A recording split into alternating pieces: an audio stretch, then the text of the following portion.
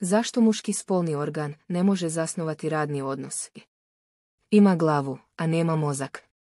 Kao suradnik je krut. Ne može raditi 8 sati dnevno, a i ono što radi uprska. Na medicinskom fakultetu pita profesor studenticu. Koliko spermatozoida ima u muškim testisima? Gutljaj do gutljaj i pol. Razgovaraju dvije prijateljice. Prva. Ah, kako bih voljela da moj muž ima onu stvar do koljena. Druga. Ja bih više voljela da ga ima do pupka. U pomoć. Upravo me silovao neki Crnogorac. Pa otkud znate da je baš Crnogorac? Morala sam sve sama raditi. Uđe nastavnik u učionicu i svi se dignu osim malog Ivice. Upita nastavnik.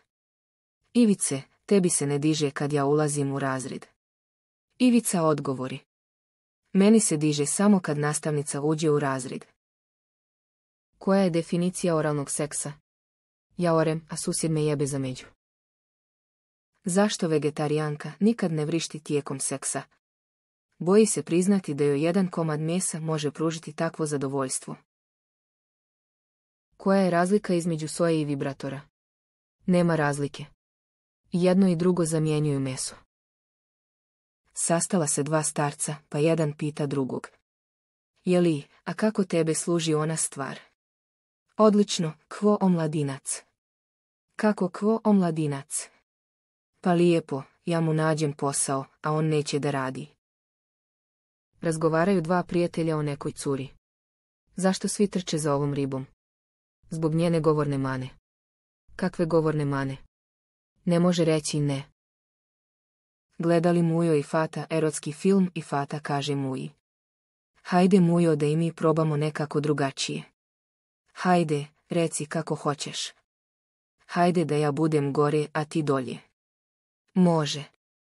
Probaju oni tako i Fata se počne meškoljiti.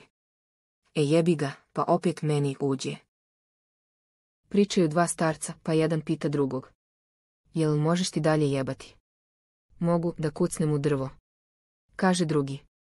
Ma mogu i ja kucnuti od drvo, nego jel možeš jebati? Pričaju tri naraštaja kurvi, pa kaže kćerka. Danas za pušenje dobiješ $30. Kaže mama kurva. U moje vrijeme je bilo $10. A na to će baka kurva. U moje vrijeme si bio sretan ako staviš nešto toplo u želudac.